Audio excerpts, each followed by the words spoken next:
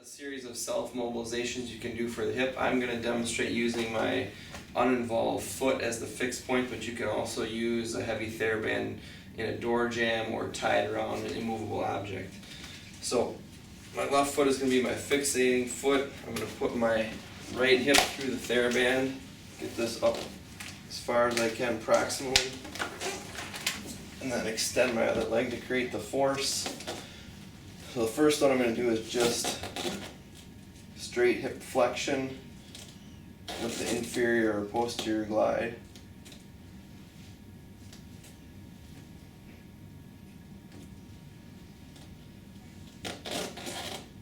I can also take it close to the end range and then do active internal and external rotation in that position.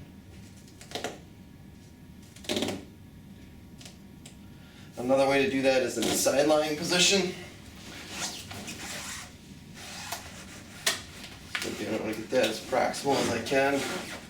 And now what I can do is actively internally rotate and gradually increase the flexion.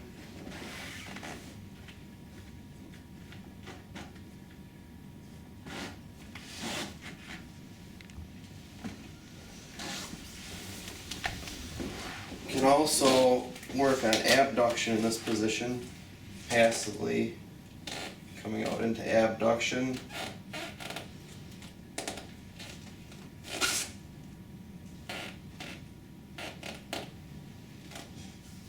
Or more short abduction, external rotation. Now I'm going to move my foot over slightly to create a little bit more of a medial glide with the abduction.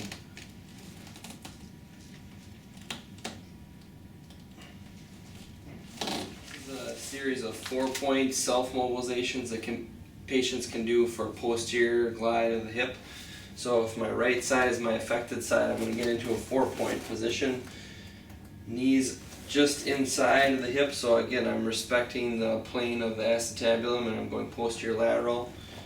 First thing I'm going to do is just a gentle weight shift to the right for 2 to 3 seconds, back to the left. Again, the most important point of the weight shift is getting the weight on to that side and unweighting the other side. That's going to create the force. You don't have to overdo it by twisting your spine. Just get the weight there by slightly picking up the other knee. This will allow you to maintain the joint alignment that you want and still get the force. From that point of view, then you can start going into more flexion. So I can come into more flexion. As I progress from there, I can go into flexion with a weight shift toward that side. Again, should be feeling it here, not in the groin. I can also go into more of a unilateral, where, again, if the right side is still my affected side, I'm going to take my left knee and drop it off the table to create more force through that right side.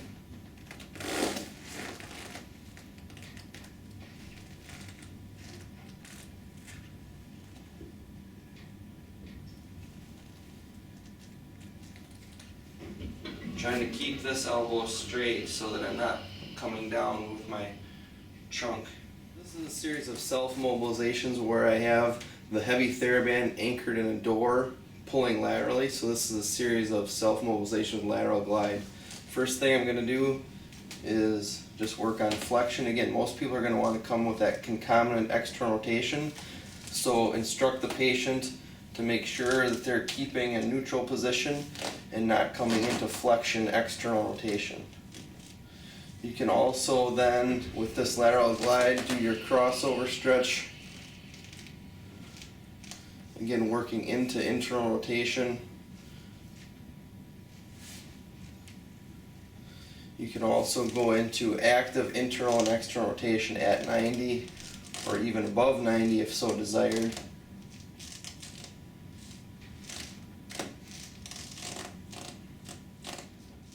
As we had described our 4-point mobilizations before, you can also do that with a lateral glide to assist in distracting the joint slightly to give you a little bit more accessory motion. So again, I would start with gentle weight shifting from side to side. I could then go into rocking into more hip flexion, to rocking into more hip flexion with a weight shift.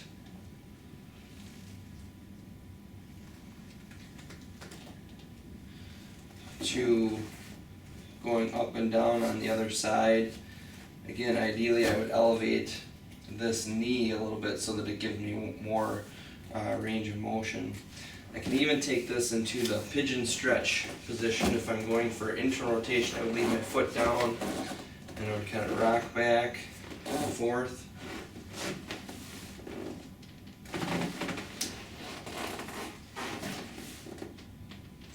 If I want more external rotation, then I have to bring the lower leg up and the knee out. Same position. We can go into a half kneeling position. Again, lateral glide with a heavy TheraBand. I'm going to come into a lunge position, which creates a relative flexion at the hip. Again, that lateral glide allowing me to get further into flexion without impingement. I can also take it into relative internal rotation.